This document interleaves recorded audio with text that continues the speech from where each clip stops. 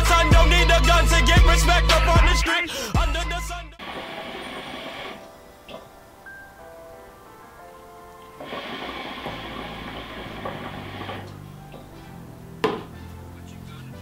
Et yo tout le monde, c'est Dixon Chicha, j'espère que vous allez bien, mais en tout cas ça va super. Aujourd'hui on se retrouve pour un nouveau épisode du vrai ou faux, l'épisode 4. Alors je tiens énormément à vous remercier parce que le dernier épisode du vrai ou faux a complètement explosé pendant que j'étais en vacances. Merci beaucoup à tous ceux qui ont pu partager la vidéo, que ce soit sur les réseaux sociaux ou directement à vos amis. Encore une fois, merci. Allez, c'est parti pour l'épisode numéro 4 du vrai ou faux. I make a lot of different money. Travel with 90 like 50 something. Finesse at the blow, I'm getting blonde. Caliber, caliber, caliber. Caliber, caliber. Le tuyau fait une différence sur la fumée qu'on aura. Alors vrai, le tuyau joue un petit peu sur la fumée qu'on aura. Ça joue surtout sur le débit. Si on prend un tuyau avec un petit débit, par exemple un Marrakech, un petit strip, un petit slim, on aura un petit débit quand on va tirer, ça sera beaucoup plus dur à tirer, du coup on aura plus d'efforts à faire pour tirer beaucoup plus longtemps pour avoir une grosse fumée. Alors que si on a un tuyau avec un débit beaucoup plus conséquent, on aura moins de mal à tirer, ça sera beaucoup plus fluide, nos lattes seront beaucoup plus courtes avec une fumée beaucoup plus dense et beaucoup plus présente.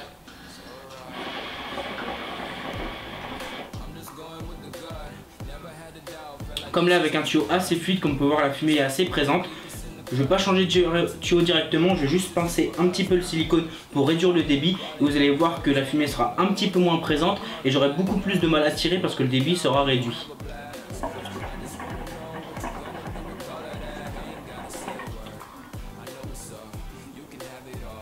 Comme vous pouvez voir, au niveau des lattes, je tire à peu près la même longueur de latte et au niveau de la fumée, c'est pas du tout pareil.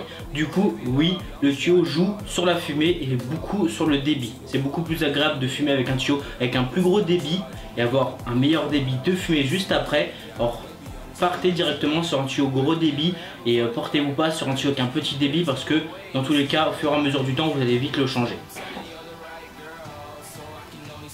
Peut-on arriver à allumer un charbon naturel avec un briquet? Alors faux, on ne peut pas allumer un charbon naturel avec un briquet à moins d'avoir 2 semaines devant soi et avoir je sais pas combien de briquets, parce que le charbon naturel est un charbon de coco condensé qui est vraiment bien écrasé, enfin vraiment bien condensé à mort. Du coup avec un briquet vous allez mettre super longtemps, voire le vider avant de l'allumer. Il faut vraiment prendre la priorité d'avoir soit un gros chalumeau, pas un tout petit chalumeau ou les briquets à gaz fontaine, voilà par exemple. Les briquets fontaine, bon ça s'allumera beaucoup plus vite qu'un briquet normal, mais il faut directement soit une plaque chauffante éléphant comme on a d'habitude ou un gros chalumeau comme en extérieur. Vous laissez votre charbon dessus et avec la longueur du temps ça va s'allumer beaucoup plus vite. Mais avec un briquet, à moins d'être vraiment très patient et avoir beaucoup de briquets sur soi, jamais vous pourrez allumer un charbon naturel avec un briquet. Peut-on mettre son tabac au frigo pour qu'il soit plus frais? Alors faux. On peut mettre son tabac dans le frigo, certes, mais pour qu'il soit plus frais, ça va ne rien changer. Parce que vous pouvez le mettre au congélateur, au frigo, tout ce que vous voulez. Dans tous les cas, votre tabac, quand vous allez le mettre dans votre système de chauffe, il va chauffer, il va brûler, il va se remettre à réchauffer tout simplement et ça va pas réfléchir la fumée. Alors on peut le mettre au frigo quand il fait des chaleurs vraiment très extrêmes comme en été. S'il fait très chaud et que vous le laissez par exemple dans une pièce et que la chaleur est vraiment très présente, votre tabac va soit tourner, se périmer. Du coup c'est mieux, c'est préférable de le mettre au frigo pour qu'il se conserve un peu plus, mais ça ne changera rien au niveau de la fumée. Au niveau du goût, ça sera toujours le même goût, ça sera pas plus frais. Mais moi je vous conseille, si jamais il fait chaud comme dans des périodes comme ça, de le mettre au frigo, ça le conservera mieux. Il risque pas de tourner, mais ça ne changera rien à la fumée au niveau de la fraîcheur. Peut-on mettre de la glycérine sur son tabac pour avoir plus de fumée? Alors faux, ça ne sert à rien de rajouter de la glycérine à son tabac pour avoir plus de fumée. Parce que le tabac, quand il est conçu, c'est un mélange de tabac, de feuilles de tabac, de glycérine, d'arômes. Et tout ça mélangé, on a déjà un composant au niveau du tabac qui est assez juteux. Du coup, si on en rajoute, soit vous allez perdre du goût, soit s'il est trop juteux, ça va couler partout au niveau de votre foyer et dans le corps de la chicha. Et surtout, il risque de très mal se consumer. Parce qu'il y aura tellement de glycérine que le tabac sera noyé, il aura vraiment du mal à chauffer et à brûler la feuille de tabac. Et surtout vous allez vraiment perdre du goût et avoir même un goût vraiment très dégueulasse. Alors la glycérine, on peut en rajouter dans les cas si jamais votre tabac est sec. Parce qu'il peut arriver d'avoir des tabacs secs ramenés d'Allemagne ou d'autres pays où le tabac arrive sec ou pas très glycériné. On peut en rajouter un petit peu pour qu'il soit un peu plus glycériné, pour qu'il ne brûle pas directement, qui tiennent beaucoup plus la chaleur. Mais en rajouter pour avoir plus de fumée, c'est encore une idée reçue qui est complètement fausse.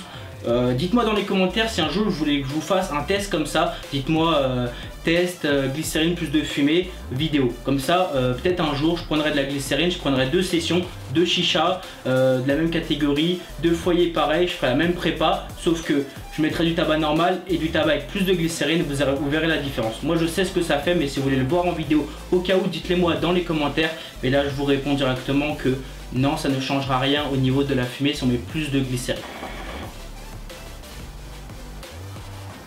La chicha fait-elle vomir? Alors en vrai, la chicha peut faire vomir si jamais on ne mange pas, on ne boit pas avant, ou si on ne mange pas ou on ne boit pas pendant la session. Bon, manger on s'en fout un petit peu pendant la session, mais si on ne mange pas avant, il peut arriver que quand on fume, parce qu'il faut savoir que quand on fume, et ben c'est comme si jamais on coupait sa respiration quand on fumait pas. C'est-à-dire que le cerveau n'est pas orienté au niveau de l'air tout simplement. Du coup il peut y arriver que si jamais vous fumez trop vite, ou si vous n'avez pas bu, ou vous n'avez pas mangé avant la session, ou si jamais vous fumez dans une pièce qui n'est pas aérée, pour ça je vous conseille à chaque fois, si jamais vous fumez, de fumer avec la pièce ouverte.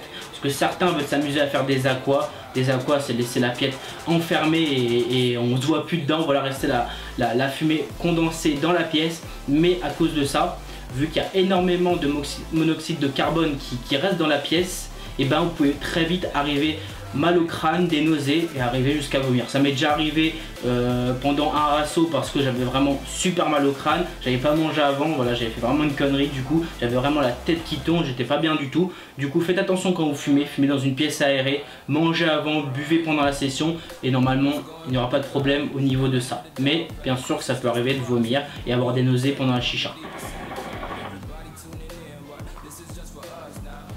Ça fait quoi de mettre de l'eau chaude dans son vase de chicha pendant sa session?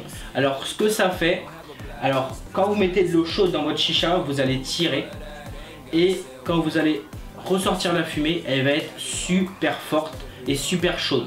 Alors je sais pas si vous êtes déjà arrivé de fumer en été et fumer de votre chicha qu'elle est à côté du soleil par exemple, et ben l'eau se réchauffe et au niveau de la fumée ça devient beaucoup plus fort et beaucoup plus très chaud au niveau de la fumée, ça devient limite dégueulasse au niveau du goût. Alors pour ça qu'il faut privilégier au niveau de l'eau de mettre de l'eau fraîche, voire de l'eau glacée.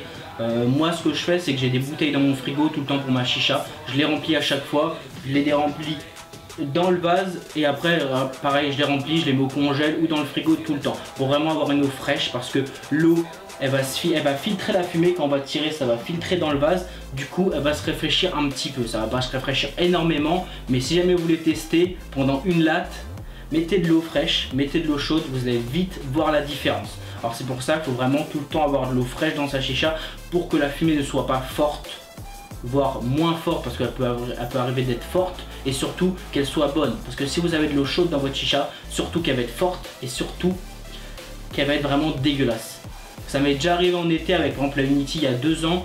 Il faisait tellement chaud, on avait mis un parasol devant la chicha parce que c'était impossible de fumer la chicha dehors avec un temps comme ça, soleil qui tapait à mort. Du coup, tout le temps mettre de l'eau froide dans sa chicha.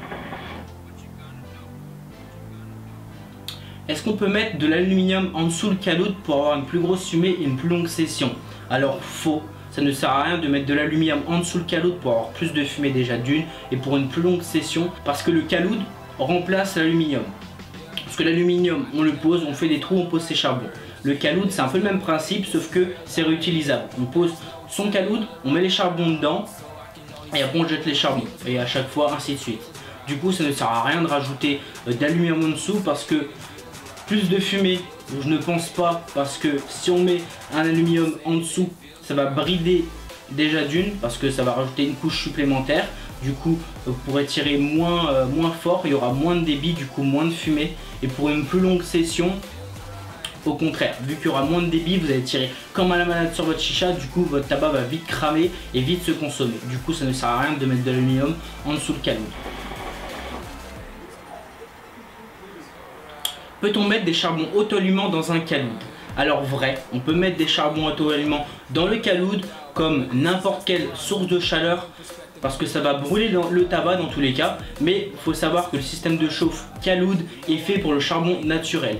Alors certes ça va marcher parce que c'est les charbons auto-allumants, c'est un système de chaleur comme n'importe quel charbon qu'on peut avoir, ou par exemple si vous mettez des feuilles de papier allumées dedans, ça va marcher parce qu'il y aura de la chaleur, ça va brûler le tabac, mais il faut savoir que le charbon auto-allumant c'est seulement pour l'aluminium et pas pour les systèmes de chauffe comme le Brood ou comme le caloud, parce que c'est fait pour le naturel. Du coup oui, certes ça va marcher, mais vous allez avoir un goût vraiment dégueulasse et pas appréciable à fumer. Du coup vrai, mais il y a des contraintes derrière qui vont être vraiment très négatifs et très dégueulasses tout simplement.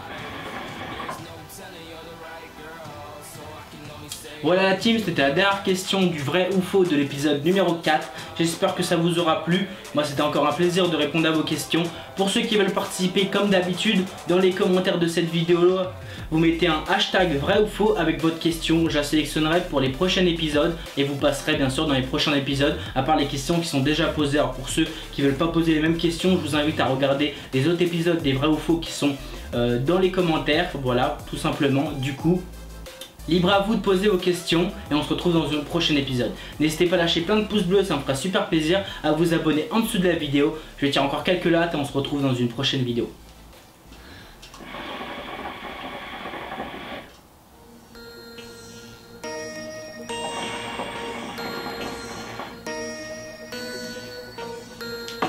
Allez, peace.